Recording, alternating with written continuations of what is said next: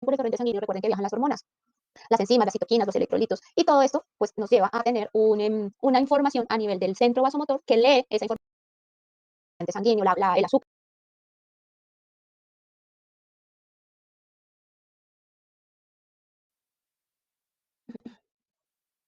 Cristian Camilo, Jenny Paula, María Paula, Lady, buenos días. ¿Cómo están?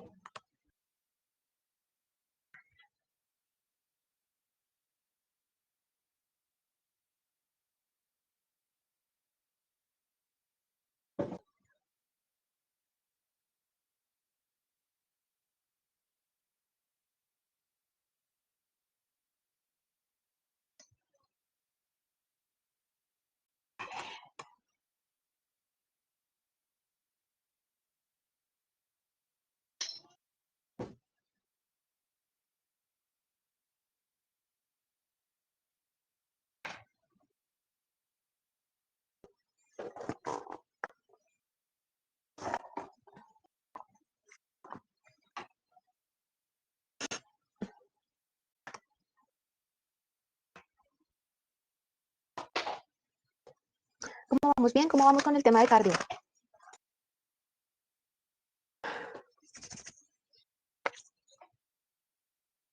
Hola, hola a todos los que están llegando. Vamos a revisar hoy nuestra segunda parte de la parte cardiovascular, ¿listo? Entonces hay que estar bien atentos, porque pues la idea es que cuando lleguemos ya de Semana Santa vamos a realizar nuestra parte práctica, ¿cierto? Que sería nuestra guía número 5, si no estoy mal. Viene nuestra parte práctica, que es aplicar esto que estamos viendo de cardio, identificar cómo la frecuencia cardíaca, ¿cierto? El cronotropismo, cómo la frecuencia cardíaca se involucra o tiene que ver con la intensidad del ejercicio. A mayor intensidad, pues vamos a ver qué sucede, ¿cierto? Con esas propiedades del corazón, que ya sabemos que es el inotropismo, el cronotropismo, el dromotropismo y el vasmotropismo. Bueno, hijos, ¿dudas, preguntas, algo de cardio? ¿En qué quedamos la vez pasada? ¿Qué fue lo último que vimos? Que alguien me ayude, por favor. La última cosa que anotaron, ¿cuál fue?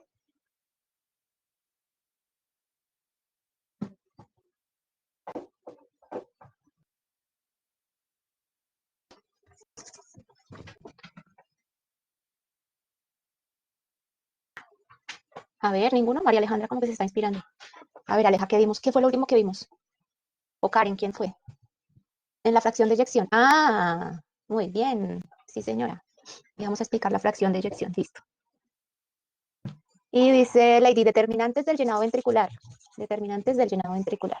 Bueno, ya con toda la actitud, porque ya hoy es sábado, ya. ¿Después de esto tienen más clase o no? ¿O terminamos? Ay, la pobre Angie, sí. Iriana no. Mayra tampoco.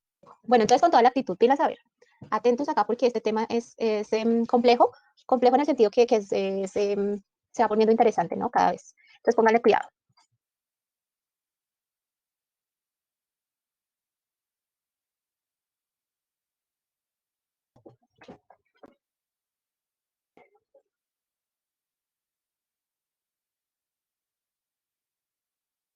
Llenado ventricular, ¿cierto? Entonces quedamos en que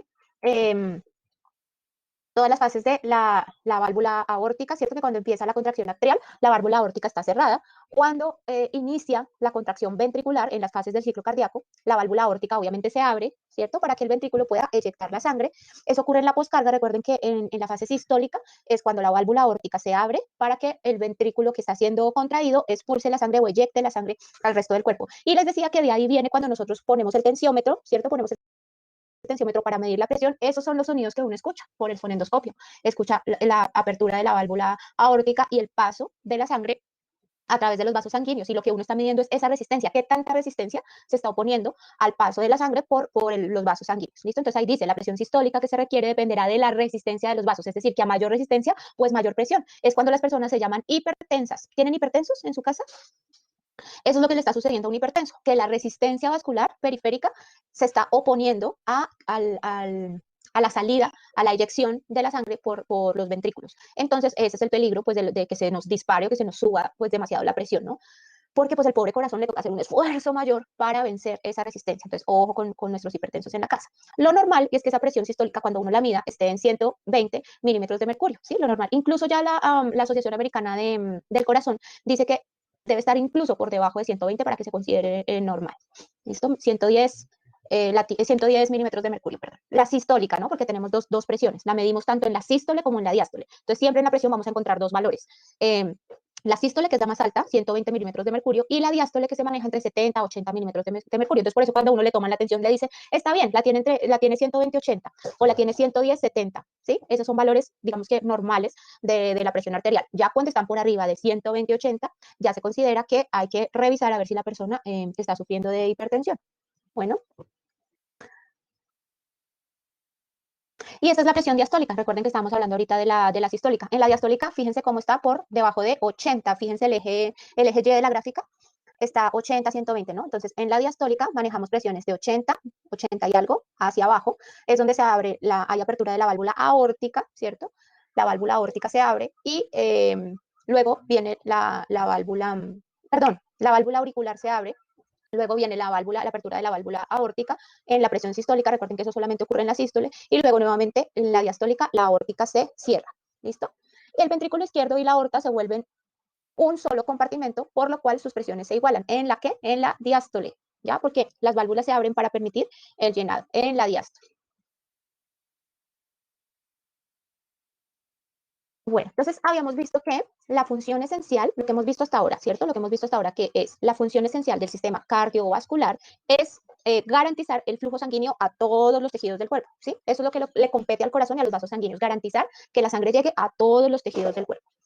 Y esto es mediado por los mediadores químicos. Recuerden que en la sangre, yo les decía, pues tenemos todos esos informantes, esos mediadores químicos que son, pues obviamente los gases arteriales, entonces la presencia de oxígeno en la sangre, la presencia de CO2 en la sangre, la distribución de los nutrientes, las proteínas, los ácidos grasos que viajan por el torrente sanguíneo, el azúcar, la glucosa, el manejo de los metabolitos que también por el torrente sanguíneo, recuerden que viajan las hormonas, las enzimas, las citoquinas, los electrolitos, y todo esto pues nos lleva a tener una información a nivel del centro vasomotor que lee esa información de qué tanta azúcar lleva la sangre, de qué tantas hormonas están en la sangre, de qué tantos lípidos hay en la sangre. Él lee esa información y con eso empieza a mandar hacia el corazón la necesidad de que se suba la presión, que se baje la presión, que aumente la frecuencia cardíaca. Eso lo lee el centro vasomotor, ¿no? Y tenemos también un regulador, recuerden más arriba, el hipotálamo y la hipófisis, que son los que controlan también el sistema cardiovascular a través de las hormonas, ¿no? Entonces él dice si se tienen que dilatar, si se tienen que contraer para ayudar en ese control junto con el centro vasomotor a que todo funcione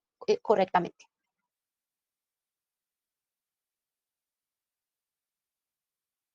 Bueno, entonces recordemos que tenemos el corazón se regula y sobre todo cuando hacemos ejercicio, recuerden que cuando hacemos ejercicio estamos dando una respuesta ante ese estímulo y esa respuesta es el aumento de la frecuencia cardíaca cuando hacemos ejercicio. Una de las respuestas, ¿no? Del sistema cardiovascular, porque es una de las respuestas. Entonces, eso lo hace a través del control nervioso autónomo, recuerden, sistema simpático, parasimpático.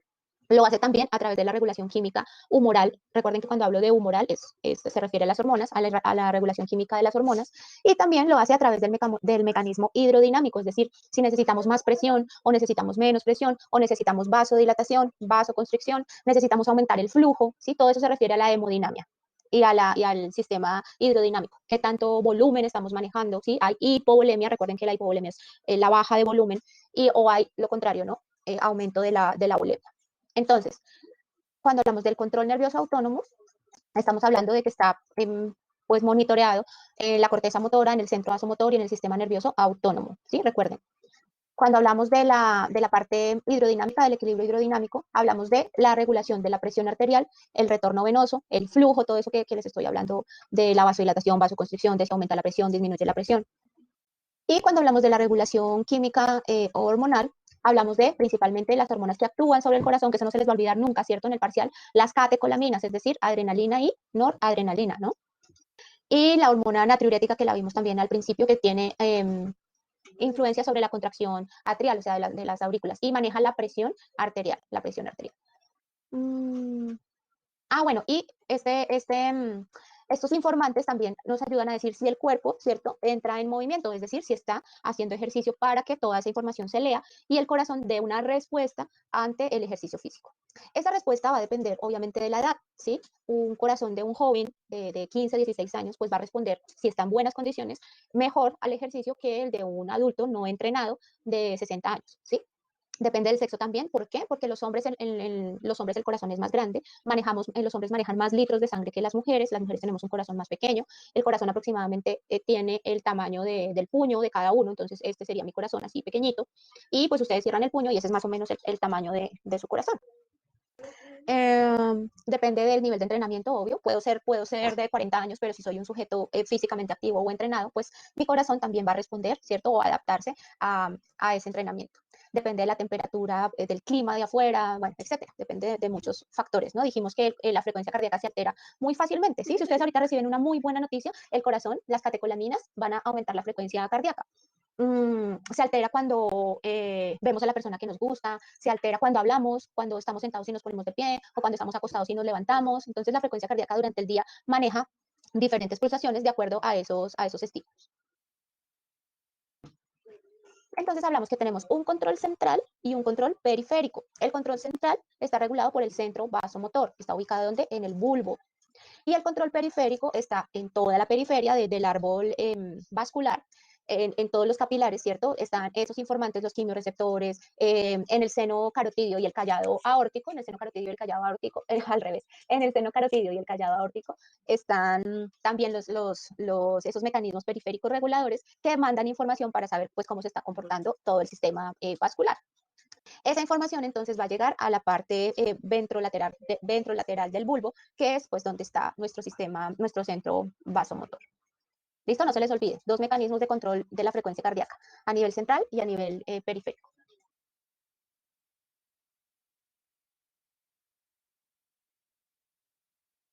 Bueno, entonces recuerden lo que les estaba diciendo ahorita, que hay estímulos pues locales, ¿cierto? Del tejido, pero hay estímulos también en el sistema nervioso central, como coger una rabia, ¿cierto? Las personas que viven cogiendo rabias o estresados o mal geniados, que se estresan muy fácilmente, pues hay una descarga hormonal, ¿cierto? El cortisol se les dispara, las catecolaminas se les disparan, y entonces pues todo eso va a ir llevando estímulos a la frecuencia cardíaca. Entonces una persona que se la pasa en eso todo el tiempo, pues se va a enfermar, ¿sí? El corazón pues va a tener ese constante estímulo de las catecolaminas, del cortisol, todo eso llega al centro vasomotor y el sistema nervioso pues trata, ¿cierto?, de compensar esos estímulos. Si la frecuencia cardíaca se dispara, entonces lo que hace el sistema parasimpático pues es tratar de bajarla, ¿sí? Y lo contrario, si la frecuencia cardíaca y la presión arterial están muy bajitas, pues el sistema simpático lo que hace es tratar de subirlas, ¿no? Tenemos un mecanismo ahí regulador entre el simpático y el parasimpático. Cuando hacemos ejercicio y los latidos están muy altos, ¿cierto? Llegamos más o menos a nuestra frecuencia cardíaca máxima, aunque obviamente no debemos trabajar en ese rango, la trabajamos un poco más abajo, por eso debemos hallar las zonas de entrenamiento. Entonces, cuando yo estoy haciendo ejercicio y paro, ¿sí? Ya acabé la sesión del ejercicio, ¿qué pasa con los latidos cardíacos? El corazón no se queda latiendo así arriba todo el tiempo, sino que lo normal que suceda es que los latidos cardíacos comiencen a disminuir. ¿Y eso lo hace quién? El sistema parasimpático, ¿sí? Así como se elevó la frecuencia, tenemos que bajarla.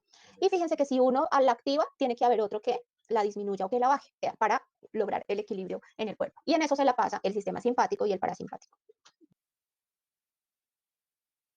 Bueno, entonces ya dijimos que la frecuencia cardíaca obviamente es el número de latidos por minuto, las pulsaciones por minuto, y se ve directamente influenciada por la actividad del sistema nervioso autónomo, ¿cierto? Bien sea del simpático que la sube o bien sea del parasimpático que la baja, ¿no?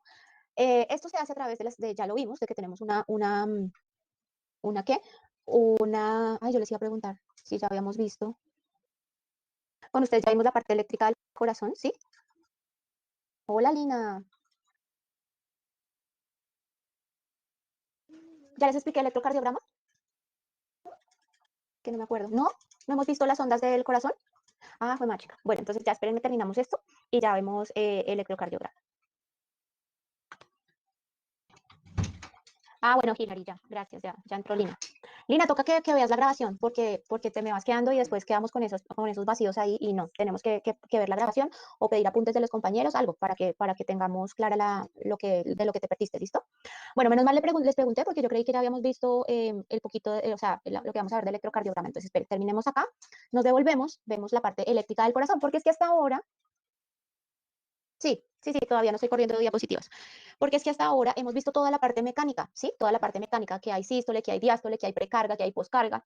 que tengo un volumen telediastólico, ¿cierto? Pero también tengo una fracción de eyección. Entonces, terminemos acá y nos devolvemos un poquito. No es que nos devolvamos, o sea, se puede ver tanto al principio como después, sino que yo lo tenía en la presentación antes, pero dije, no, primero les explico toda la parte mecánica y al ratico les explico la parte eléctrica, que son las ondas del electrocardiograma. Bueno, entonces, menos mal me acordé. Entonces, bueno, lo que ocurre, acuérdense que el nódulo sinoauricular, en el haz de His vimos al principio que por ahí se pasa la comunicación eléctrica en el corazón. Entonces, eso tiene que ver con quién nos ayuda, ¿cierto?, a aumentar la frecuencia cardíaca. Y en segundo lugar se encuentran las catecolaminas, adrenalina y noradrenalina. ¿Listo? Entonces, ¿se acuerdan que les decía al principio que cuál es la mejor forma de apreciar esa conducción eléctrica del corazón? A través de un electrocardiograma, ¿sí? Las siglas que están ahí, ESG, electrocardiograma. De esa manera podemos apreciar cómo se está comportando la parte eléctrica del corazón, porque hasta ahora hemos visto la parte mecánica. La parte mecánica es pues, la bomba, ¿no? La sístole y la diástole, ¿no? Cómo se contraen las aurículas, los ventrículos, la válvula se abre, la válvula se cierra, ocurre el llenado, ocurre la eyección. Eso toda es la parte mecánica del corazón. La parte eléctrica se aprecia a través de un electrocardiograma. En el electrocardiograma hay unos puntos en que se ubican unos electrodos, ¿sí? Tenemos una máquina en que ubicamos unos electrodos, eso la parte donde ubicamos los electrodos lo vamos a aprender más adelante. Entonces ubicamos los electrodos y empieza a llegarnos una información de cómo está esa parte eléctrica del corazón. Fíjense qué chévere. Esa es la parte que cuando ya está uno allá en la maquinita monitorizado y si la persona ya entró en paro o ya pues se murió, suena, ¿no? Y ya no hay onditas, queda una linecita, ¿ven? Entonces, cuando están ocurriendo estas onditas que les voy a mostrar acá, es que el corazón pues está haciendo su parte eléctrica. Está habiendo un potencial de acción, está habiendo un estímulo eléctrico y al haber el estímulo eléctrico hay vida, o sea, el corazón se contrae, ¿sí? Tenemos batería, pero en el momento en que hace pi, ¿cierto? Y sale la linecita, pues ahí se nos acabó la pila, se nos acabó la batería y por eso pues no hay señal. Bien, entonces miren, ¿qué nos está diciendo el electrocardiograma, las onditas del corazón? La primera ondita le llamamos la onda P, es esta que ustedes ven aquí como color piel. Esa onda P, ¿qué nos está hablando? Nos está hablando de la despolarización de las aurículas, ¿sí? Despolarización, acuérdense del potencial de acción. Si no me acuerdo, tengo que revisar qué es despolarización y repolarización, que eso lo vimos en el potencial de acción. ¿Listo? Entonces, recuerden, aquí viene la despolarización en la onda P de las aurículas. Luego viene el segmento PR. Fíjense que en el segmento PR va recto. Eso quiere decir que en ese en ese milisegundo no hay señal, ¿sí? O sea, no ocurre nada. Entonces, por eso hay una linecita. Entonces, en ese momento que están trabajando las aurículas, viene la onda P y el segmento PR. Luego pasamos al color amarillo y fíjense que tenemos un pico pues hacia abajo, ¿cierto? Un descenso, luego tenemos un ascenso, un pico altísimo hasta arriba, luego viene otro pico hacia abajo. Está conformado por esos tres puntos, Q, R, S, ¿sí? En la parte amarilla la llamamos el complejo QRS. Y ese nos está hablando de la progresión de la despolarización ventricular. Quiere decir que ha iniciado, ¿cierto? Esa comunicación en los ventrículos. Primero las aurículas, la primera parte de la onda, ¿cierto? Nos habla de las aurículas. El complejo QRS nos está hablando de los ventrículos, de la progresión hacia la despolarización ventricular. Luego viene el segmento ST y fíjense que el segmento ST, el verde, también es planito. O sea, en ese milisegundo también no ocurre, no hay señal. Y luego viene la onda T, que la onda T nos habla de la repolarización de los ventrículos. ¿Listos? Y todo desde la Q, fíjense que desde la Q hasta la T, todo eso nos está hablando de los ventrículos y lo llamamos el intervalo QT, ¿cierto? Entonces, el intervalo PR nos habla de las aurículas, nos está diciendo qué está pasando en las aurículas. Y el QT nos habla de los ventrículos, ¿sí? ¿Listo? Entonces, ojo acá, muchachos. Dijimos que la comunicación eléctrica llega, ¿cierto? Por el nódulo sinoauricular. Fíjense acá el círculo rojito, el círculo rojo, que nos está diciendo dónde está el nódulo y que inicia el estímulo hacia ambas aurículas, tanto la derecha como la izquierda, ¿cierto? Y fíjense que coincide, vamos a comparar lo que está pasando en la onda arriba, ¿cierto? Con las fases de lo que está pasando abajo representado en el corazón. Entonces, fíjense que la onda P nos está diciendo, hay una activación de las aurículas dada por él o está regulada por el nódulo sinoauricular, ¿cierto? Ese estímulo llega a las aurículas y está representado en el electro por la onda P. Luego viene lo que sucede en los ventrículos. Entonces, fíjense que el estímulo viaja por el haz de His y por el tabique auriculoventricular y llega a los ventrículos. Esa excitación de las células. Acuérdense que hablábamos que llega el estímulo, pero si no hay excitación, pues no se contrae y algo debe estar pasando en el corazón. Pero fíjense que si el corazón está sanito, hay conducción eléctrica, estimula las células adyacentes y se activan los ventrículos. Eso es lo que estamos viendo en el complejo QRS. ¿Lo ven? Arriba, QRS. Entonces nos está diciendo, fíjense que se están activando los ventrículos. Y luego en la onda T, La onda T nos habla que hay una recuperación de los ventrículos, ¿cierto? Hablábamos del concepto que es la repolarización. Despolarización, se activan, ¿cierto? Los ventrículos. Repolarización, se relajan, ¿ven? Entonces, ya pasando esta ondita al papelito del electrocardiograma, podemos apreciar diferentes gráficas, ¿no? Esto yo no voy a entrar a profundizar en esto porque esto lo van a ver ustedes en cardio, pero sí necesito pues que lleguen con, por lo menos con lo mínimo las bases a cardio y para que ustedes también puedan entender cuando estamos haciendo ejercicio pues qué es lo que pasa. Entonces, cuando ustedes toman el electrocardiograma, van a encontrar que hay una cuadrícula, ¿sí ven? Los cuadrículos, los cuadritos. Entonces, fíjense que si yo tengo unos latidos cardíacos normales, las ondas del electro se van a ver pues como las estamos viendo acá, una onda P bajita, seguida del complejo QRS, y luego vuelve otra vez la onda T, y comienza nuevamente el ciclo, ¿no? Y si ustedes ven, entre cada complejo QRS, o sea, entre cada pico de la gráfica, fíjense que se pueden contar los mismos cuadritos, o sea, es sincrónico, es rítmico, es regular. Entonces, fíjense que cuento más o menos 3,5 cuadritos, 3,5 cuadritos, 3,5 cuadritos, ¿sí? En cada pico de la gráfica que estamos viendo arriba, la primera, donde dice latidos cardíacos normales. Pero si yo me pongo a hacer ejercicio, la frecuencia cardíaca, ¿qué? Aumenta, ¿verdad? Entonces, eso quiere decir que el ritmo de latidos o el ritmo del ciclo cardíaco se hace mucho más rápido. Entonces ya no puedo contar 3,5 cuadritos, ¿sí ven? Ya contamos 2,5 cuadritos entre cada complejo QRS, o sea, entre cada activación de los ventrículos. Y eso le llamamos taquicardia, ¿no? Que ocurre cuando el corazón está acelerado. Digamos que cuando estamos haciendo el ejercicio es normal, pero cuando estamos quietos, ¿cierto? Si estamos quietos y el corazón nos empieza a palpitar muy rápido, eso no es normal, ¿sí? Bueno, ahora podemos presentar el cuadro contrario, que es la bradicardia. La bradicardia es cuando los latidos cardíacos están lentos. Entonces, fíjense ahí donde dice latidos cardíacos lentos y vemos muy espaciado, ¿cierto? Mire que se cuentan 2, 4, 5, 6 cuadritos, se encuentran 6 cuadritos entre un pico y otro. Entonces, el corazón, bum, bum, bum, bum, ¿cierto? Está latiendo demasiado lento y a eso se le llama bradicardia. ¿Listo? Es normal cuando hay un sujeto entrenado. ¿Se acuerdan que hablábamos de Nairo Quintana, de Egan Bernal, de los ciclistas que usted le toma la frecuencia cardíaca y está por allá en 48, ¿cierto? O 50 latidos por minuto. Quiere decir que está siendo muy espaciado, pero muy efectivo, ¿no? Late con fuerza. Esto es normal en un sujeto entrenado, pero no es normal en un sujeto no entrenado, ¿cierto? Si tenemos esos latidos así en, no sé, en nuestro papá, nuestra mamá, en el abuelito, hay que llevarlo para que lo vean el médico porque su corazón está con bradicardia, ¿cierto? O sea, los latidos los tiene muy espaciados entre uno y otro.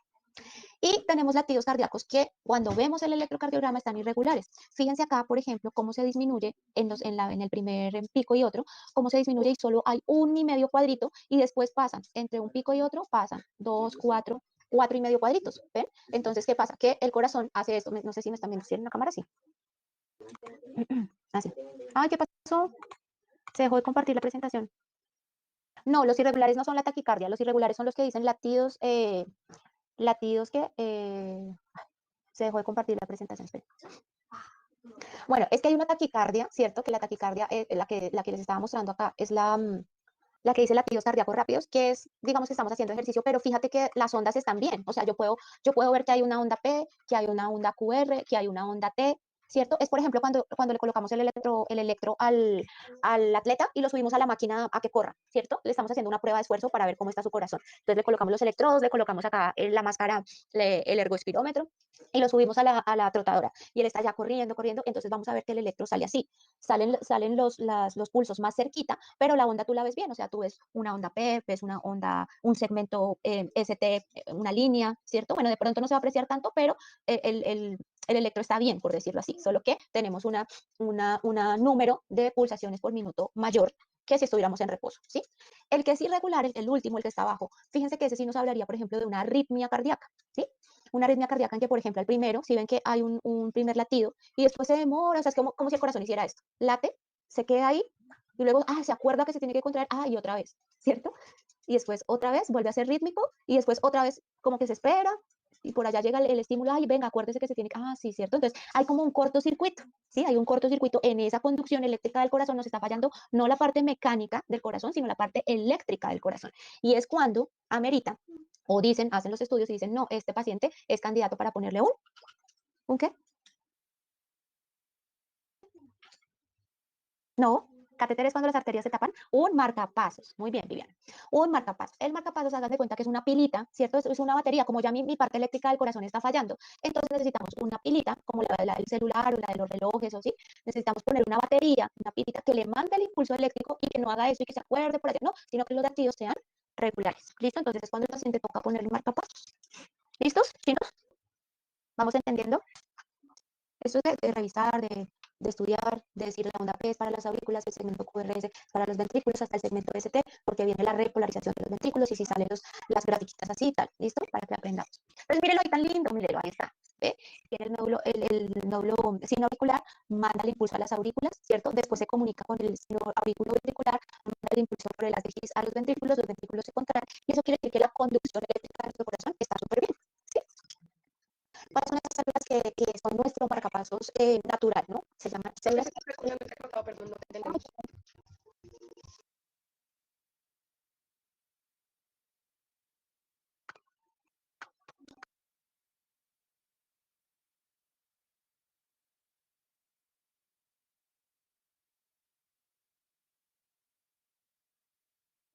Y ahora sí, un poco mejor, a ver, cuéntenme. ¿No?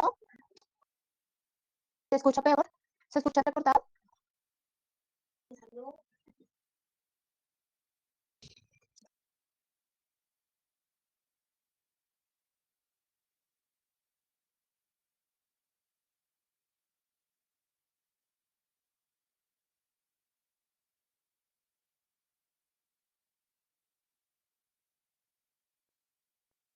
A ver, ahora sí, voy a quitarme los audífonos, a ver si de pronto son los audífonos. O será el internet. ¿No? ¿Pero son todos? No, varios. Tengo que se escucha como lento, como entrecortado. Listo, voy a hacer eso.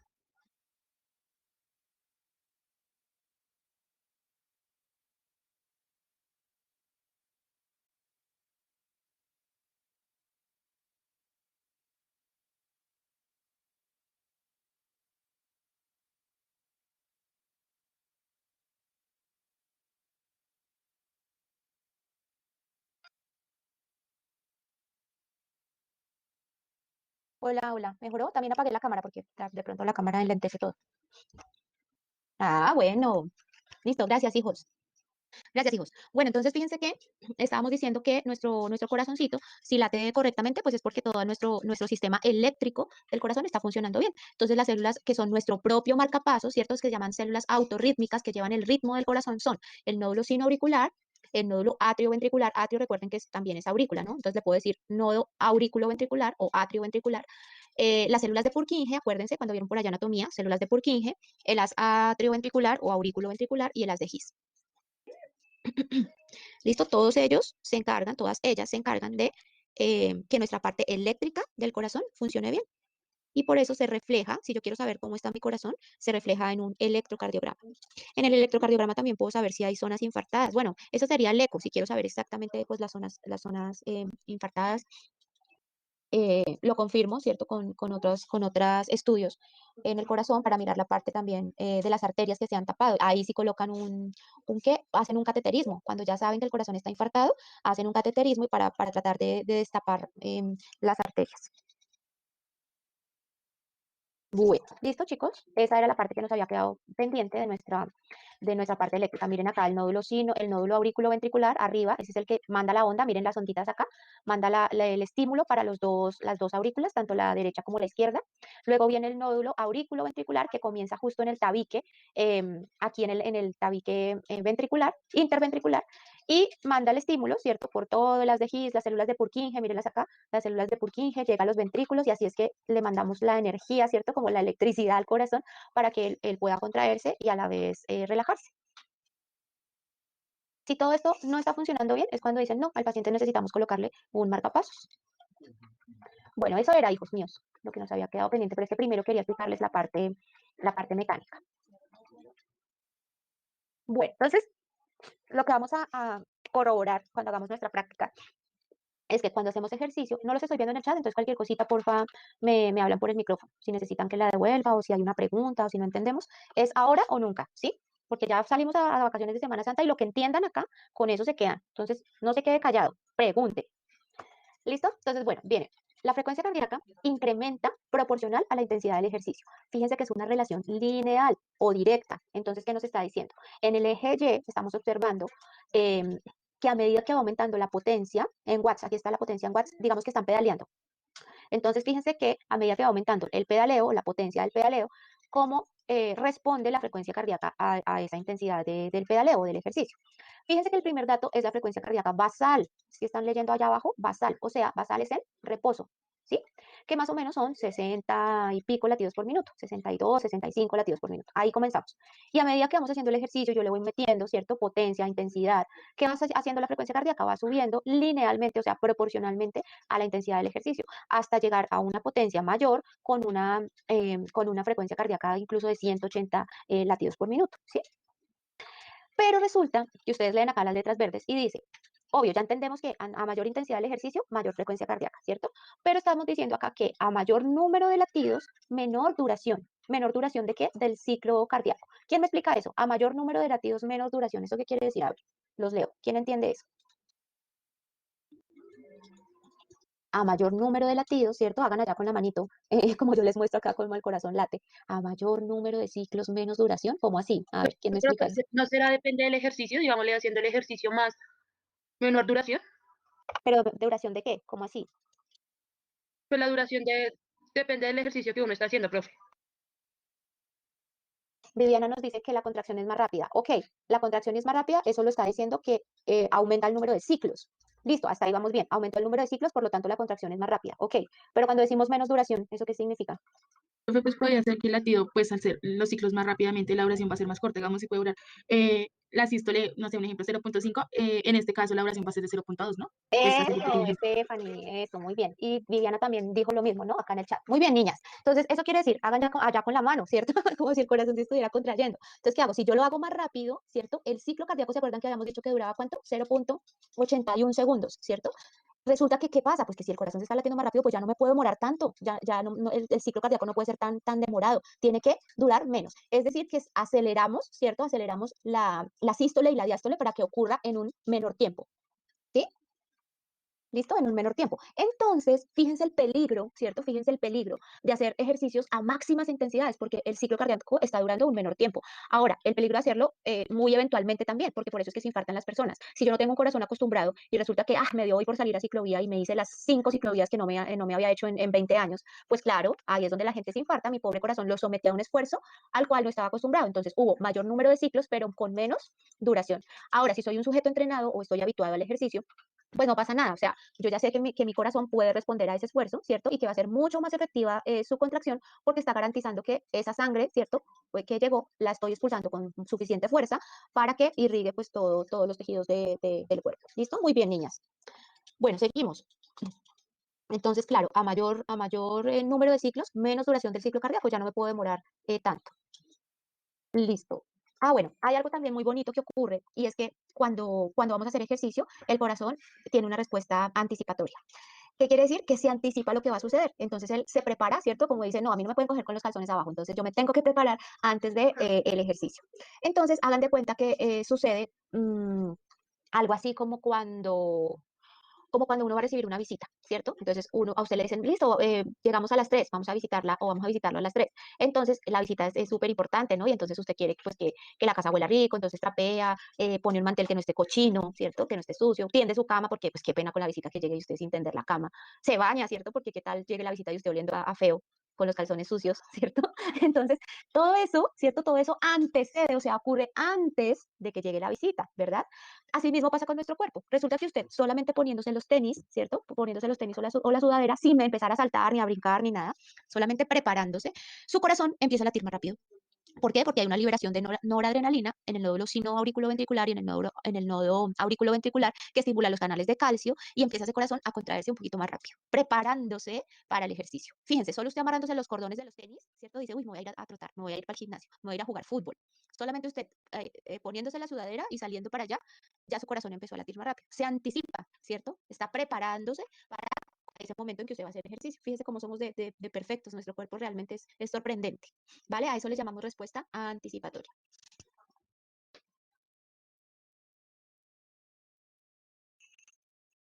Bueno, y También tenemos nuestros mecanismos, ¿cierto? Nuestros mecanorreceptores que están en las cápsulas articulares y el músculo, nuestros metaboloreceptores que están en el músculo, nuestros varoreceptores que están en el callado aórtico, en el seno carotidio. Todos estos son nuestros informantes, acuérdense. Entonces ya cuando usted está ya corriendo con la pelota en el fútbol, ya cuando usted está montado en la bicicleta, ya cuando usted está haciendo ya la clase de zumba o de aeróbicos, ya todos esos receptores efectivamente dijeron, no se arrepintió, efectivamente esa persona está haciendo ejercicio. Y le llevan esa información allá a nuestro centro vasomotor, a la corteza cerebral, y todo nuestro cuerpo, ¿cierto? Se adapta a esa actividad que empezamos a hacer, que estamos haciendo. Entonces acá se los voy a explicar. Los mecanorreceptores, acuérdense que son los que están en las articulaciones y los músculos, y ellos están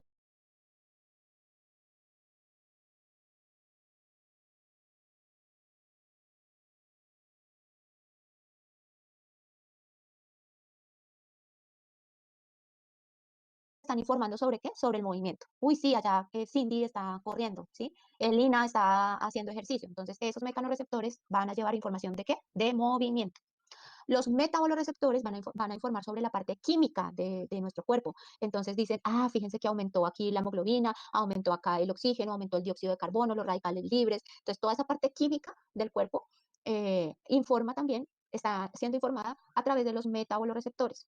Y los cambios cardiometabólicos, ¿cierto? Esos cambios cardiometabólicos están llegando al bulbo donde está nuestro centro vasomotor. Luego vienen nuestros varoreceptores.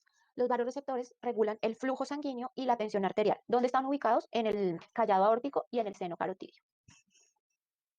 Sí, ellos son los que dicen pilas, hay que aumentar la frecuencia, la presión arterial, o hay que disminuirla. ¿Sí? Hay que hacer vasodilatación para que corra más flujo sanguíneo, o hay que hacer vasoconstricción para disminuir el flujo sanguíneo.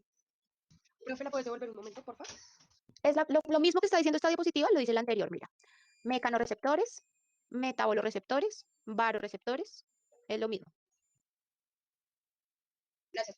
Bueno, solo que aquí está con dibujito, animado el dibujito ahí montando la bicicleta.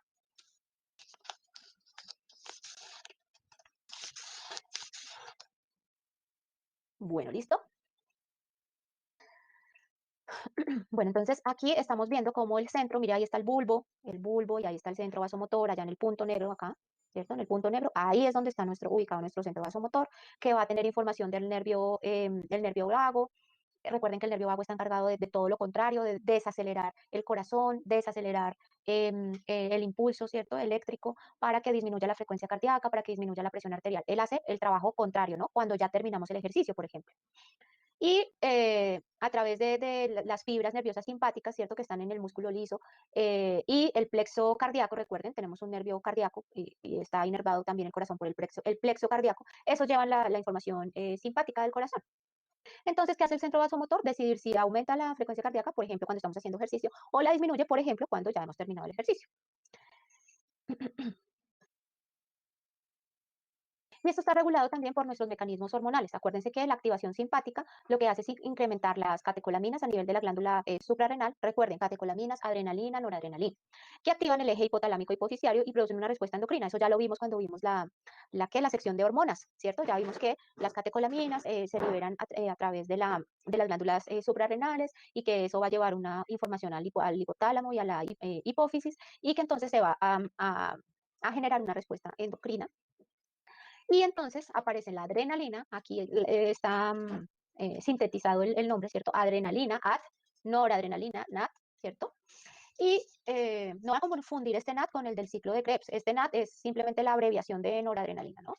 Adrenalina, noradrenalina, estimulan el sistema simpático a través de los receptores beta 1. Eso llega al nódulo sinoauricular, que es nuestro marcapasos cardíaco, que es nuestro marcapasos cardíaco, ¿cierto? Se activa todo el sistema eléctrico del corazón y lo que hace es aumentar la contractibilidad del corazón, aumentar la frecuencia y aumentar la velocidad. En pocas palabras, ¿qué nos está diciendo? Aumentar la contractibilidad, la frecuencia y la velocidad, que hay un efecto inotrópico, cronotrópico y dromotrópico positivo en el corazón, ¿se acuerdan? Inotropismo nos habla de qué tan fuerte está haciendo la contracción. Cronotropismo nos está hablando de qué? De la frecuencia o el número de veces con la que el corazón se contrae por minuto.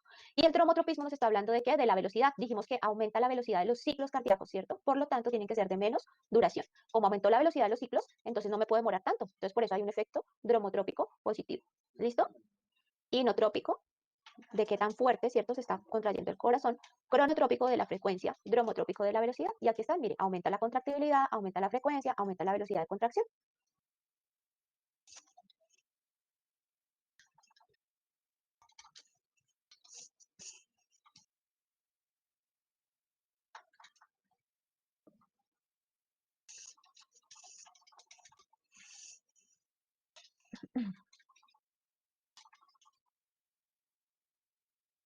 Bueno, y ya viendo desde la parte química, miren, ya vimos la parte hormonal, ¿cierto? Esta es la parte hormonal, la parte eléctrica, ya viendo la parte química, pues va a haber un aumento de sodio, un aumento de potasio y un aumento de calcio, que son los mismos culpables de la contracción muscular en el músculo esquelético, son los mismos que actúan en el músculo cardíaco.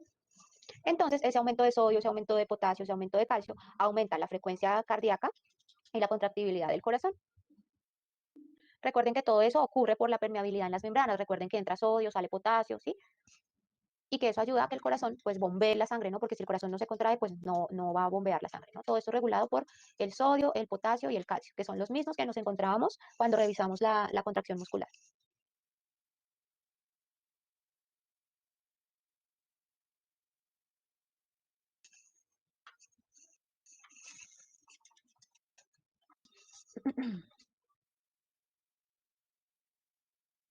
Y acá vemos pues cómo sucede ese efecto cronotrópico positivo.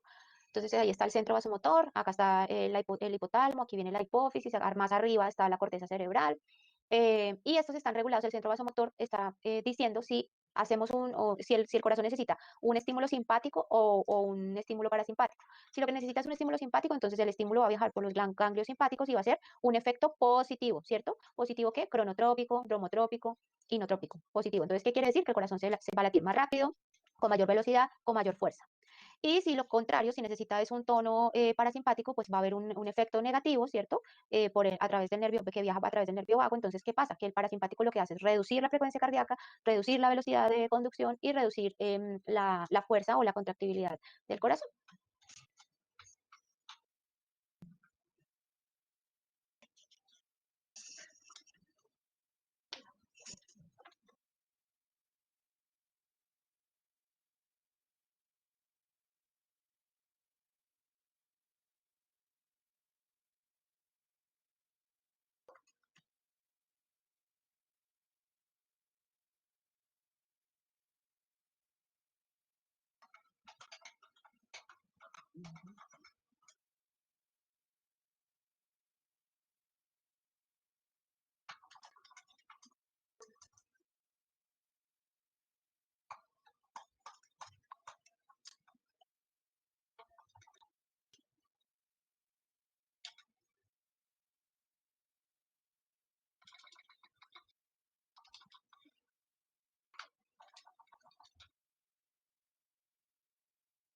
Bueno, entonces ahí se complementa, ¿no?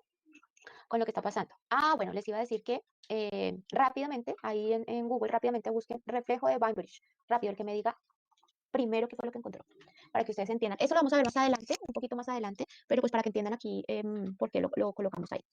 Reflejo de Bainbridge en internet. Aquí está escrito, mira, Bainbridge. Aquí abajito de la diapositiva con negrita, al lado derecho. A ver, rápido, rápido, ¿quién me dice qué es? ¿Qué encontró? Viviana, dice, se produce al distenderse la pared de la aurícula. Dice María Alejandra, aquel que se produce al distenderse la pared de la aurícula. La respuesta es un aumento de la frecuencia cardíaca. Diana dice, aumento de la frecuencia cardíaca. Es un reflejo, ¿no? Entonces, ¿qué pasa? ¿Se acuerdan de la agüita con la bolsita? Bueno, entonces, entre más agüita llegue a la bolsita, o sea, entre más retorne la sangre al corazón, pues mayor distensión auricular va a haber, ¿cierto? Tiene que distendirse más la aurícula, porque entonces, ¿en dónde le va a caber tanta sangre? Es como el globo, ¿no? Entre más aire le metamos, pues más se tiene que distender, porque entonces, ¿en dónde le va a caber más aire a la bomba, al globo? Exactamente lo mismo. Ese es el reflejo de Weinberg, ¿no? Entonces, entre más aumento el retorno venoso, ahí lo dice, mayor distensión auricular. Ese es el reflejo. ¿Listo, hijos? Es así de sencillo.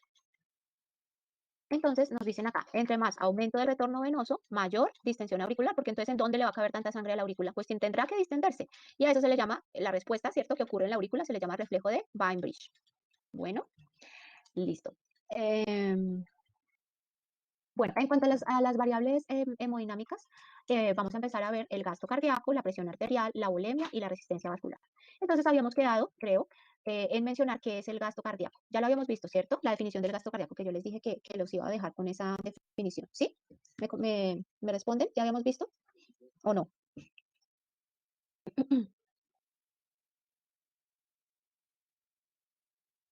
Bueno, entonces vamos a ver el término, coloquen allá bien grande, ¿sí? Bien grande en mayúsculas, coloquen allá gasto cardíaco. El gasto cardíaco se refiere a la medida de flujo, que es el volumen de sangre que impulsa el ventrículo izquierdo cada minuto. El gasto cardíaco es una medida que estamos midiendo el volumen de sangre que es expulsado o eyectado del ventrículo izquierdo cada minuto. Y es uno de los factores que determina cuánto ejercicio máximo puede hacer una persona, ¿cierto? Porque el corazón tiene una capacidad que no podemos pues superar, ¿no? Porque ahí vendrían los infartos. Entonces tenemos que saber, ¿cierto?, qué tanta capacidad tiene nuestro corazón, sobre todo nuestros ventrículos, del ventrículo izquierdo, de eyectar sangre cada minuto.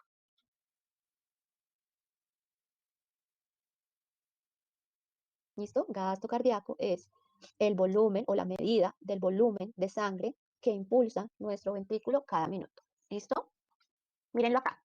El gasto cardíaco va a estar representado en la unidad de medida de mililitros sobre minuto, porque como nuestra sangre pues es un fluido, vamos a medirla en litros y mililitros, ¿cierto? La sangre la vamos a medir en litros y mililitros. Y como queremos averiguar cuánta sangre es eyectada por minuto, pues la unidad de medida va a ser mililitros por minuto, ¿listo? O mililitros sobre minuto. La ecuación que vamos a utilizar para saber cuál es nuestro gasto cardíaco es el volumen sistólico por frecuencia cardíaca. Es muy fácil, volumen sistólico por frecuencia cardíaca. Y el gasto cardíaco va a estar determinado por la letra Q, ¿sí? La Q representa gasto cardíaco y va a ser igual al volumen sistólico por frecuencia cardíaca. Alguien que me diga qué es el volumen sistólico. ¿Se acuerdan que vimos volumen telediastólico y volumen sistólico? ¿Qué es el volumen sistólico? Es de lógica. Es el volumen sistólico. Recuerden qué es la sístole. ¿Qué es la Sería sístole? sería la cantidad de, pues, que saca el corazón pues, al comprimirse. Eso, Stephanie, súper bien, muy bien. Eso es de lógica, súper china, eso es. Hay que ponerle un poquito de lógica a los términos y ya, y sale. Muy bien. Entonces, ¿qué es el volumen sistólico? Pues si ya vi que el volumen telediastólico es cuando el corazón se llena, pues el volumen sistólico es la sangre que se expulsa cuando el corazón se contrae. Ya, fin. Muy bien. Eso, Diego, el volumen de sangre que se expulsa cuando el corazón está en la sístole, porque recuerden que la sístole es cuando se contrae. Excelente, ya, muy bien. Listo, chinos. Entonces, pónganle cuidado. El volumen sistólico, entonces ya sabemos qué es lo que expulsa el corazón cuando se contrae. ¿Y qué hacemos? Simplemente multiplicarlo por la frecuencia cardíaca y ya, listo. Entonces vamos a ver el ejemplo. Para un hombre joven y sano, ¿cierto? El hombre joven y sano más o menos maneja 4.5 litros por minuto de sangre, ¿sí?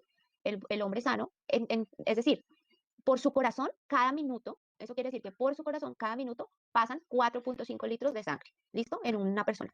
El hombre si es entrenado, ¿sí? O si es deportista, incluso puede llegar a manejar 5 o 6 litros de sangre, ¿ya? ¿Por qué? Porque si tengo más músculo, pues tengo que tener más vasos sanguíneos para irrigar esos músculos. Hay algo muy bonito que ocurre en nosotros que es la angiogénesis. Recuerde que génesis es origen, ¿cierto?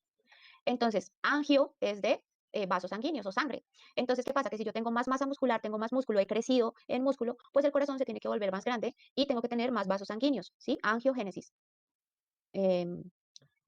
¿Qué? Origen de más vasos sanguíneos, angiogénesis. ¿Listo?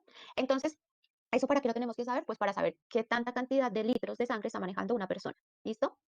En condiciones normales, más o menos un hombre maneja 4.5 litros. La mujer maneja menos porque su corazón es más pequeño y porque su cuerpo es más pequeño. Las mujeres pues manejamos 4 litros de sangre, 3.8, ¿sí? 4 litros de sangre las mujeres, 5 litros de sangre los hombres en promedio, más o menos. Entonces decimos que si en condiciones normales yo tengo 60 mililitros por cada latido. 60 mililitros, recuerden que es más o menos un medio vasito que está llegando por cada latido. Y si yo tengo aproximadamente 75 latidos por minuto, ¿cierto? En reposo, pues eso quiere decir que manejo 4.5 litros de sangre por minuto. En las mujeres es un 10 o un 20% menor a este valor respecto o por el tamaño del corazón, ¿no? Que en las mujeres les dije que era más pequeño que el de los hombres. No se preocupen que ya les voy a presentar acá una diapositiva que nos va a ayudar a entender. ¿Listo? Entonces decimos que el gasto cardíaco era igual a, ay, pero ¿qué pasó con la diapositiva Yo ya les había dicho fracción de eyección, ¿cierto? Que la fracción de eyección, así está, que era igual al volumen sistólico dividido en el telediastólico. Listo. Entonces, ese volumen sistólico que estamos hablando acá, ese es el que expulsa el corazón, ¿cierto? Este es el volumen sistólico. Fíjense que con cada latido, ¿cierto? Cada vez que el corazón late, el ventrículo izquierdo puede expulsar 70 mililitros de sangre, ¿verdad? Entonces, esos 70 mililitros de sangre, cada latido. Entonces, si yo sé que mi corazón late 70 veces por minuto, pues tengo que multiplicar esos 70 mililitros por 70 veces, ¿verdad? Por 70 veces. Y me va a dar aproximadamente 5 litros, perdón, 5 litros. Multiplique 70 por 70, ¿cuánto le da? 7 por 7, 49, 490, ¿cierto? O sea, casi 5 litros. Ay, perdón. O sea, casi 5 litros, ¿verdad? Por lo tanto, el gasto cardíaco es igual a la frecuencia cardíaca por el volumen sistólico. O lo puede poner al revés. Recuerde que el orden de los factores no altera el resultado. Bueno, ¿nos vamos entendiendo o no? Gasto cardíaco es igual a la frecuencia cardíaca por el número de latidos. Gasto cardíaco es igual a la frecuencia cardíaca por volumen sistólico.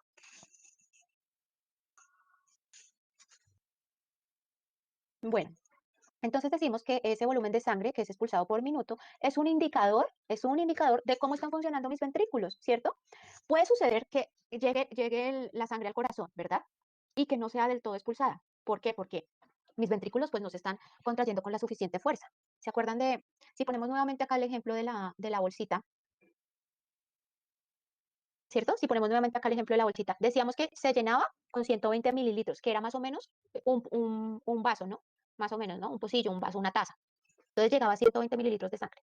Pero resulta que nos están diciendo acá que el ventrículo, ¿cierto? Eyecta 70, ¿cierto? Una parte de esa se queda en el corazón. ¿Se acuerdan que dijimos que el corazón también tiene que recibir sangre? Entonces, una parte de esa que llegó se queda para la circulación cardíaca. Y él emite, ¿cierto? Eyecta 70. Entonces, casi que lo que llegó sale 120, 70, un poquito más de la mitad, un poquito más de lo que llega. ¿Se acuerdan que teníamos que hacer un flujo de caja que teníamos que comparar el volumen telediastólico, lo que llegaba con lo que salía? Y que más o menos la mitad, ¿se acuerdan? Que más o menos la mitad era lo normal. Y a eso le llamamos fracción de eyección. ¿Sí se acuerdan o no? Que teníamos que hacer un cuadro ahí entre lo que entraba y lo que salía, y que aproximadamente la mitad lo llamábamos fracción de eyección. Entonces, fíjense que todo lo que llega no sale, sale un poquito más de la mitad. Entonces, salen esos 70 mililitros cada latido, cada latido. Entonces, si yo quiero saber cómo están funcionando mis ventrículos, si lo están haciendo bien, yo tengo que comparar lo que está saliendo por minuto. Por eso, lo que hago es multiplicar los 70 mililitros que salen por cada vez que se contrae mi corazón. 70 latidos, 60 latidos, 65 latidos, ¿ya? ¿Cómo sabemos los latidos? Pues nos tomamos la frecuencia cardíaca en reposo. Ah, sí, me dio 60. Ah, bueno, entonces multiplique 70 mililitros por los 60 pulsaciones que usted tiene en reposo y se va a dar cuenta cuál es su volumen sistólico, ¿sí?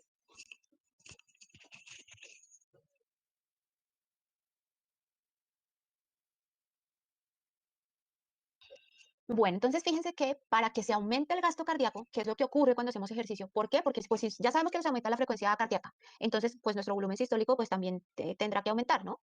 ¿Por qué? Porque hay un aumento del retorno venoso, va a llegar más precarga, va a llegar más sangre al corazón. Entonces, por ende, concluimos que cuando hacemos ejercicio aumenta el gasto cardíaco, ¿verdad? Entonces, tenemos o partimos de que tenemos un efecto cronotrópico, inotrópico, dromotrópico positivo, ¿cierto? Que ocurre el reflejo de Weinbrich, que ya dijimos que es que la aurícula se distiende porque hay mayor retorno venoso, hay una inhibición del sistema parasimpático porque ahorita no queremos que se nos active, queremos es que se nos active el simpático. Entonces, a la activación del simpático hay un aumento de la frecuencia cardíaca y por lo tanto, recuerden que la letra Q es el gasto cardíaco, por lo tanto, aumenta el gasto cardíaco.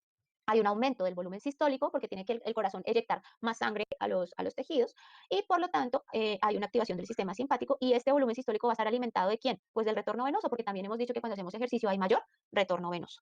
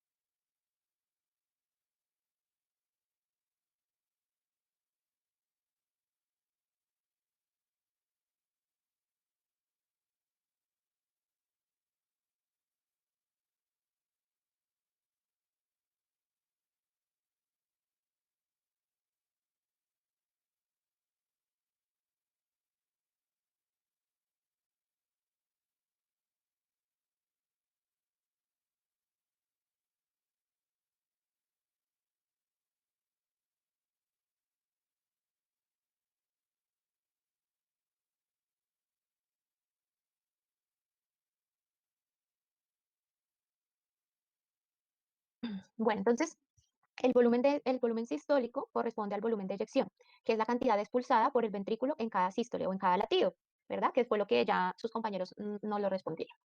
¿Qué factores afectan ese volumen sistólico? O sea, la cantidad de sangre que se eyecta del corazón en cada latido. ¿Qué lo puede afectar?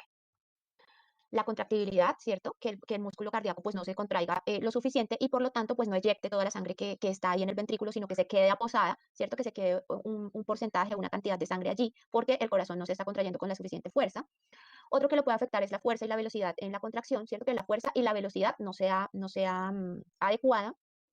Y otra cosa es lo que sucede con el ejercicio. Si se incrementa la frecuencia cardíaca, aumenta la velocidad, ¿cierto? O sea, acuérdense, efecto cronotrópico y dromotrópico positivo, ¿cierto? Pero resulta que hay menos tiempos de relajación porque dijimos que la duración del ciclo cardíaco no es completa. ¿Por qué? Porque pues al hacerse más rápido, pues tengo que reducir la duración, ¿no? Y por lo tanto el corazón no se relaja lo suficiente. O sea, estamos reduciendo la capacidad de un llenado completo, ¿verdad? Entonces, esto va a afectar la precarga y la poscarga cardíaca, ¿verdad? Que sí ocurren durante el ejercicio, ¿cierto? Porque hay un mayor retorno venoso, porque hay una mayor frecuencia cardíaca en el corazón, pero resulta que se van a ver afectados si hacemos un ejercicio de alta intensidad, porque resulta que el llenado ya no va a ser completo.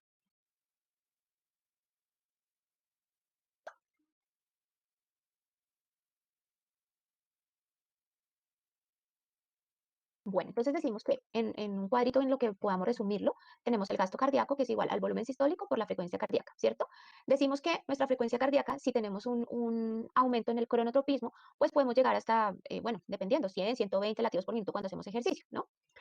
El volumen sistólico va a depender de la precarga, que es el retorno venoso, de la poscarga y de la contractilidad del corazón, que es el inotropismo. Y que esto va a estar regulado por nuestro sistema nervioso autónomo a través del sistema simpático y parasimpático, ¿cierto? Si yo quiero aumentar la frecuencia cardíaca, pues actuará el simpático. Si yo quiero que disminuya la frecuencia cardíaca, actuará el parasimpático. Bueno, y aquí en la precarga, en el retorno venoso, nos hablan de una ley, que es la ley de Frank, anótenla ya grande también, la ley de Frank-Starling. Ley de Frank-Starling.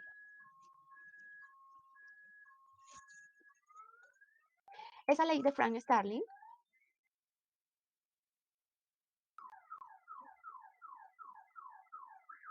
bueno, ahorita se las explico. Primero hagámosle acá esto.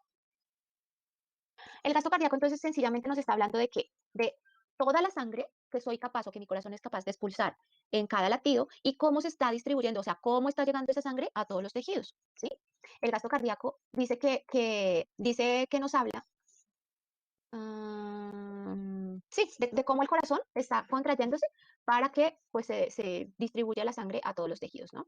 Y que ese gasto cardíaco va a ser igual al volumen sistólico por la frecuencia cardíaca.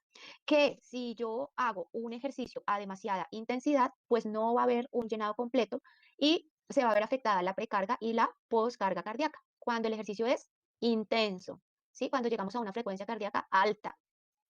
De lo contrario, no, de lo contrario va a haber mayor precarga y mayor poscarga, por ejemplo, en un ejercicio de baja intensidad.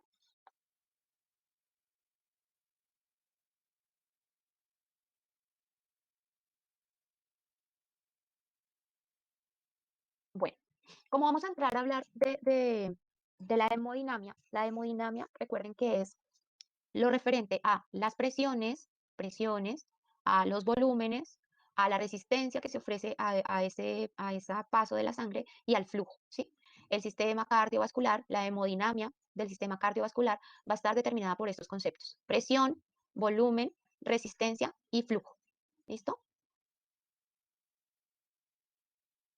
Hemodinamia, presión, volumen, resistencia y flujo. Entonces, ese sistema cardiovascular va a tener factores físicos que lo van a afectar.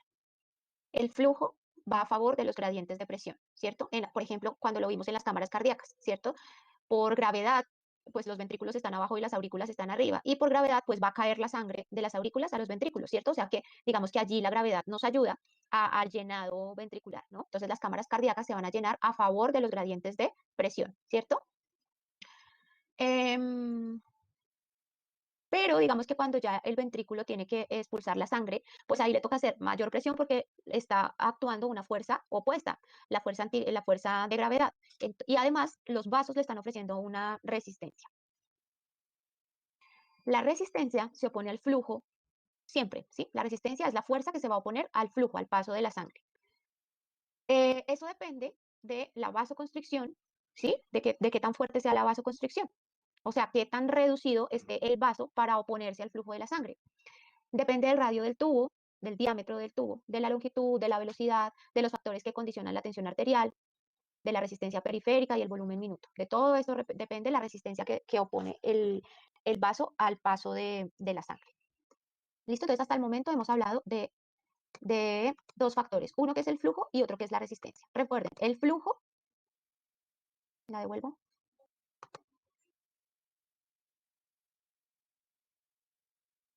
El flujo es el paso de la sangre. Esperen que voy a prender la cámara.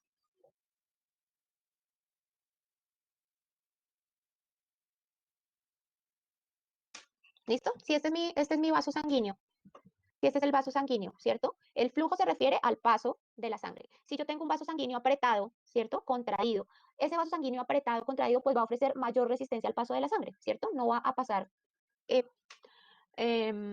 por decirlo así, con facilidad, sino que si yo tengo el vasito bien apretado, el vaso contraído, pues la sangre va a pasar con mayor dificultad. Tiene que vencer esa resistencia. ¿Y quién le ayuda a vencer la resistencia? Pues el corazón. Si el corazón recibe o percibe que los vasos sanguíneos en la periferia pues están cerrados o están ocluidos, pues al pobre corazón le toca que, como él tiene que la función de garantizar el bombeo, la llegada de sangre a todos los tejidos, pues al pobre corazón le va a tocar mandar la sangre con mayor presión.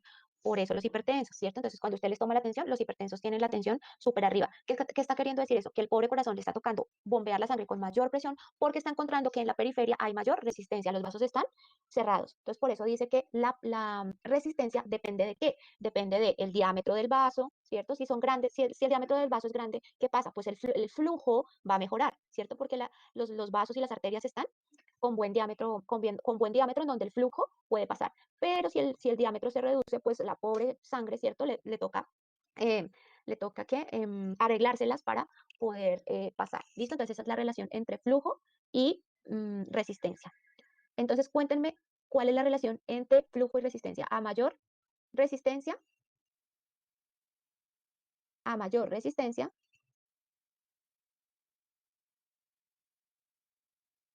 listo. Bueno, vamos a ver ahora, pongan allá en letra mayúscula, la ley de Pujols, que es la relación entre flujo, presión y resistencia. La ley de Pujols nos habla la relación entre el flujo, la presión y la resistencia.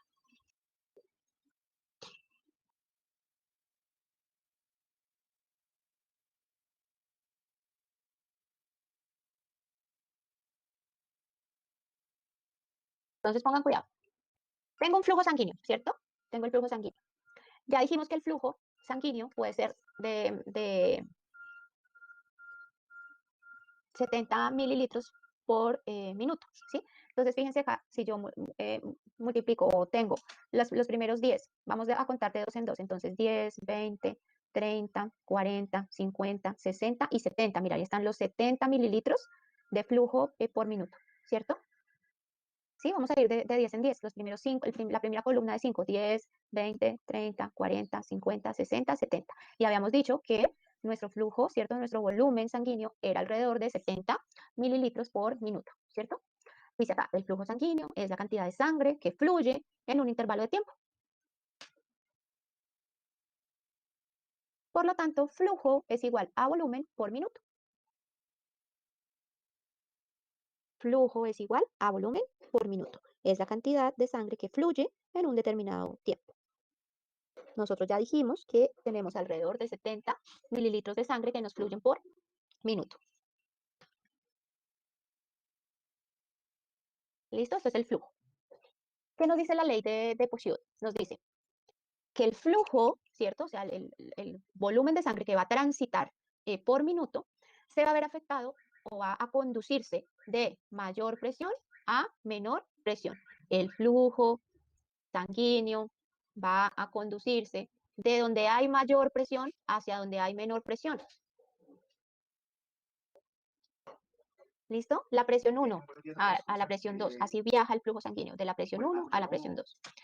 La presión es la fuerza que mueve la sangre, ¿cierto? Y es la tensión que la sangre hace sobre los vasos sanguíneos. La sangre se mueve de un sitio de mayor presión a menor presión. Las necesidades de nosotros, las premuras de nosotros son ¿Listo? diferentes a las personas. La presión aumenta el flujo sanguíneo. No se vayan a confundir con lo que dijimos ahorita de la resistencia, porque una cosa es la presión, miren acá, miren arriba. Una cosa es el flujo, otra cosa es la presión y otra cosa es la resistencia. Ahorita dijimos, a mayor resistencia, menor que flujo, pero ahorita estamos hablando de la presión. Recuerden que la presión es la fuerza con que la sangre está siendo expulsada, ¿cierto? Entonces la sangre se va a mover de donde la expulsan con más fuerza hacia donde hay menor fuerza, ¿verdad? Entonces, ¿de dónde se expulsa la sangre con mayor fuerza? Pues del ventrículo izquierdo. Y a medida que va viajando por nuestros vasos sanguíneos, ¿cierto?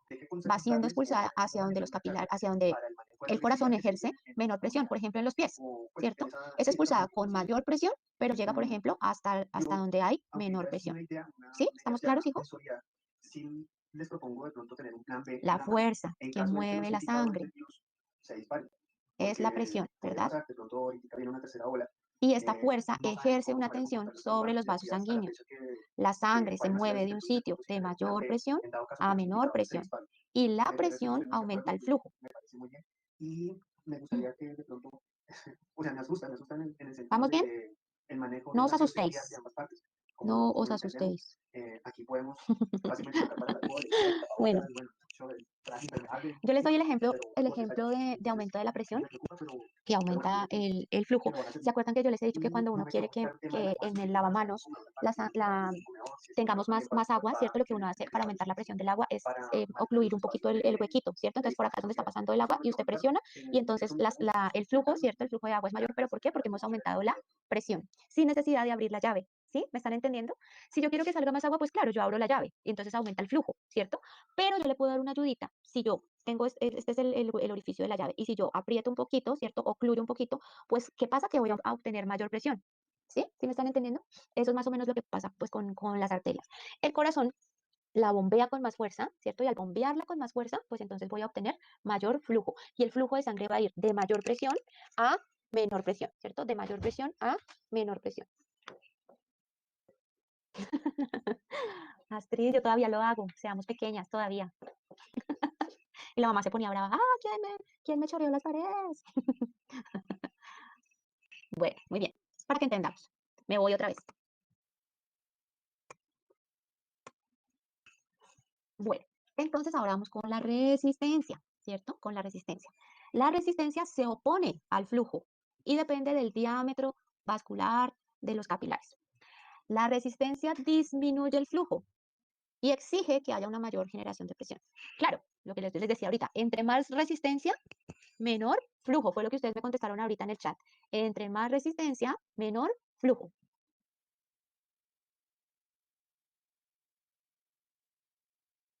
Entonces, finalmente, ¿qué nos dice la bendita ley de Poisson? Nos dice que el flujo, ¿cierto? Que ya dijimos que lo vamos a medir en mililitros por minuto. El flujo va a ser igual a la presión sobre la resistencia. Profe, qué pena, ¿la puedes dar un minutico?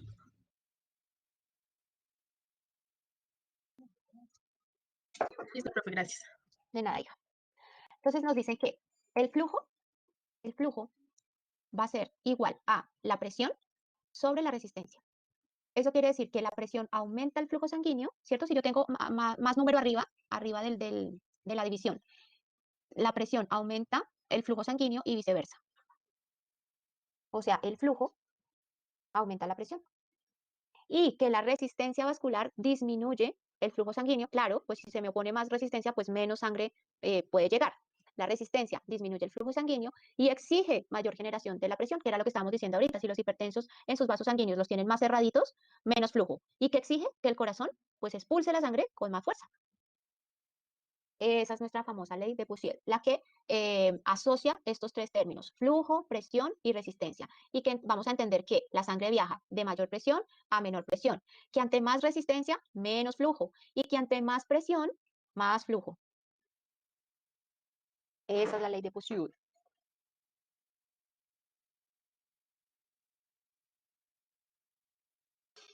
¿Listo, hijos míos? Mírenlo ahí, vamos a entenderlo. Bien chévere. Aquí dice, la presión vascular aumenta el flujo sanguíneo, ¿cierto? La presión, ojo, no la resistencia. La presión vascular aumenta el flujo sanguíneo. Claro, si mi corazón se contrae con mucha presión, pues voy a garantizar que el flujo sanguíneo, ¿cierto?, llegue a todos los tejidos. Entonces, cuando tenemos un aumento, se incrementa la presión, perdón, cuando se incrementa la presión, tenemos un aumento en el volumen sanguíneo, esto dado por la hormona antidiurética y el sistema renina, angiotensina, aldosterona, ¿cierto?, que hacen que haya mayor presión. También sucede por el inotropismo cardíaco, ¿cierto?, por el estímulo simpático que genera que el corazón se contraiga más fuerte. Y también es generado por la vasoconstricción de las arteriolas, es decir, las arteriolas, ¿se acuerdan que las arteriolas son las hijas de las arterias, las chiquitas? Entonces, ellas se contraen y eso hace que aumente la presión. Entonces, a mayor presión, mayor flujo. A mayor presión, mayor flujo. Y ahora vamos a ver acá la resistencia al otro lado. Entonces, fíjense cómo está pasando la sangre en el número 1, ¿cierto? Cómo está fluyendo la sangre en el número 1. Pero ¿qué pasa? Si la arteria se contrae, se aprieta, ¿cierto? O la sangre encuentra que hay una resistencia al paso. Fíjense qué pasa con el flujo ahí verdecito. Miren, se vuelve un hilito, un hilito, un hilito, un hilito. ¿Ven? En el número 2. Entonces, cuando se incrementa la resistencia, ¿qué pasa? La viscosidad de la sangre, ¿cierto? Puede ser que haya mayor número de glóbulos rojos, es decir, que tengamos una sangre más viscosa, más densa, más espesa. Entonces, eso hace que haya más resistencia vascular. También está ocasionada por la reducción del diámetro, es decir, que haya una vasoconstricción, y eso requiere mayor presión para mover la sangre. Por si tengo una sangre muy densa, hagan de cuenta una sangre con el colesterol alto, pues es una sangre espesa. Entonces, para que esa sangre espesa fluya, pues tengo que aumentarle la presión. Pero eso quiere decir que esa sangre al paso por los vasos sanguíneos está experimentando una mayor resistencia y por lo tanto el flujo disminuye.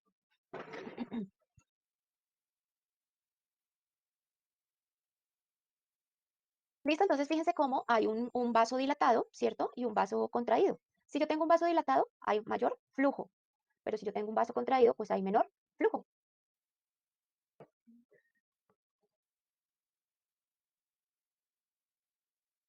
Bueno, entonces fíjense acá que la resistencia, cuando hay resistencia, se requiere mayor presión, ¿no? Lo que dijimos. Si tengo un vaso sanguíneo contraído, un vaso chiquito, con menos diámetro, pues acá necesito que el corazón mande la sangre con mayor fuerza, ¿verdad?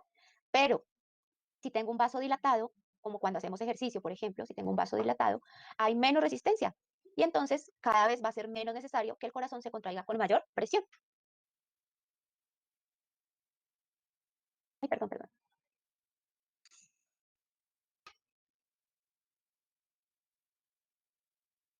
Y miren cómo le llega ya la sangrecita al músculo, todo lindo que se está ejercitando, porque los vasos están dilatados, entonces hay mayor flujo a los músculos que se están ejercitando.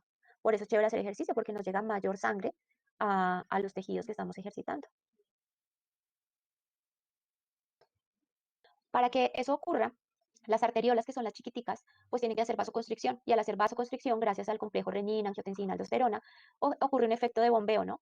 Este efecto de bombeo, mírenlo acá, abajo. Vasoconstricción hace que haya mayor presión, y es como si les inyectáramos sangre allá a los vasos musculares que se tienen que dilatar para que el músculo reciba mucha más sangrecita. ¿Listo? Bueno, entonces vamos a entender acá también lo que decía la ley de Pucieux en cuanto a que la sangre viaja de mayor presión a menor presión. ¿Listo? Entonces, ¿cómo ocurre eso? Miren acá. Este es el corazón, ¿cierto? Y está latiendo. Y aquí está la medición de la presión arterial. Nuevamente nos muestran el dato de 120 milímetros de mercurio, porque cuando a uno le toman la atención, le dicen, está bien, está 120/80, ¿cierto? Entonces, 120 es la presión que sistólica. ¿Sí? Entonces, fíjense que si estamos ahí al ladito del corazón, justo cuando comienza la aorta, nuestra presión es más o menos esa, ¿no? Casi 110 milímetros de mercurio, aquí, cuando estamos en la aorta. ¿Qué está pasando? Que el corazón acabó de eyectar la sangre del ventrículo izquierdo a la aorta. Luego de esa aorta, pasamos a las arterias que son grandes, a los grandes vasos. Y fíjense que la presión comienza a bajar, ¿cierto? Está viajando de mayor presión a menor presión. Luego de ir a las grandes arterias, pasa a las arteriolas, que son las más chiquitas, y la presión va bajando, encontramos 160 milímetros de mercurio. Luego llega a los capilares, recuerden que los capilares tienen sangre revuelta, ¿cierto? Sangre oxigenada y sangre venosa. Y allí en los capilares la presión está en 20 milímetros de mercurio.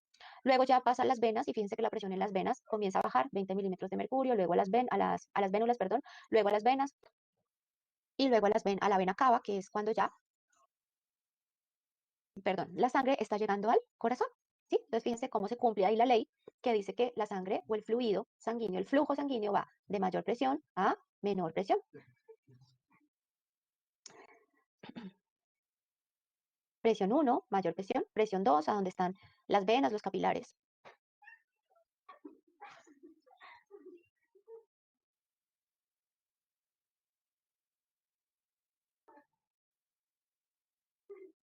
Bueno, cuando estamos haciendo ejercicio, decimos que el flujo sanguíneo va dirigido a dirigirse a donde a los músculos que están más activos. Por lo tanto, hay mayor constricción y aumento de la presión sanguínea, hay más vasoconstricción y aumento de la presión sanguínea a nivel proximal, que este aumento de la presión va a garantizar que haya ese flujo a nivel distal de los brazos, de las piernas. Para mantener la presión elevada, se hace vasoconstricción y se controla de esta manera que el flujo sanguíneo llegue a los músculos que están activos por medio de la vasodilatación. Entonces, ojo, va a haber unos segmentos del cuerpo que van a hacer vasoconstricción, o unos tejidos, perdón. ¿En qué tejidos va a haber vasoconstricción? Pues en los tejidos en donde en ese momento no necesitemos tanta sangre, a nivel intestinal, a nivel renal, en la piel, ¿cierto? Ahí va a haber vasoconstricción. ¿Y dónde va a haber vasodilatación? Pues en los músculos que están activos en ese momento, las piernas, los brazos, etcétera, etcétera.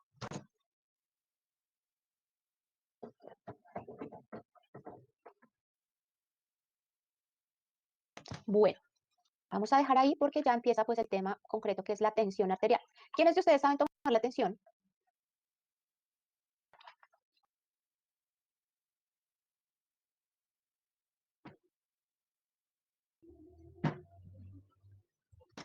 ¿Ninguno? ¿Ninguno sabe tomar la presión arterial, la tensión arterial? Natalia, Lina. Ah, sí, es que lo vamos a aprender en la clase que viene. O sea, la clase que viene vamos a aprender a tomar la presión arterial y vamos a aprender a identificar lo que uno escucha, ¿cierto? Cuando se pone el fonendoscopio, uno escucha unos ruidos. Y entonces esa va a ser nuestra próxima, o sea, luego viene la práctica de esto, que es la parte de ejercicio, y la siguiente clase es la presión arterial. Entonces vamos a aprender a identificar los ruidos. Cuando decimos que es 120/80, cuando decimos que esto es 110/70, ¿vale? Esa es nuestra próxima clase. Si se pueden conseguir un tensiómetro de aquí a la clase, es decir, después de Semana Santa, háganlo, ¿sí? Háganlo. Consígase el tensiómetro prestado o como sea. Si lo pueden comprar, maravilloso. Si lo tienen en casa, fenomenal, estupendo que lo tengan en casa. Ya pueden ir haciéndose a sus compritas porque eso lo van a necesitar durante toda la carrera. Entonces, si lo pueden encargar por Mercado, no les estoy diciendo que lo tienen que tener, no, sí puede. Si lo pueden encargar por Mercado Libre, que les llegue a la casa, o lo pueden comprar en línea y les llega a la casa, si lo pueden conseguir prestado, así sea digital o manual, el que uno insufla, pues consíganselo. Profe, qué pena. Dime, Lina. ¿Pero cuál es el mejor, el digital o el manual? El manual, pues el digital es chévere porque pues es fácil de usar y no necesitas que otra persona te tome la atención. Entonces, pues una persona que no sepa, ¿cierto? Pues tiene sus ventajas y sus desventajas. De hecho, la guía que vamos a hacer habla de eso, de que debemos comparar las ventajas de un tensiómetro digital con un tensiómetro manual. Yo puedo tener el digital en casa, lo que pasa es que el porcentaje de error es como del 10, el 20%, ¿no? Hay que estarlos calibrando porque, pues para que no nos den datos errados. Pero pues cualquiera de los dos sirve, el digital o el manual. De hecho, como les digo, deben investigar porque la guía que viene, la guía número 5, que está en la sesión 21, ¿21? Sí. No la van a encontrar acá, les iba a decir que la descarguen de AulaNet. Hay que descargarla de AulaNet para cuando vayamos a hacer la guía, que es la guía que viene. Pero esa la hacemos cuando lleguemos de Semana Santa, ¿listo? Sino que les voy comentando para que los que puedan conseguirse el tensiómetro lo hagan.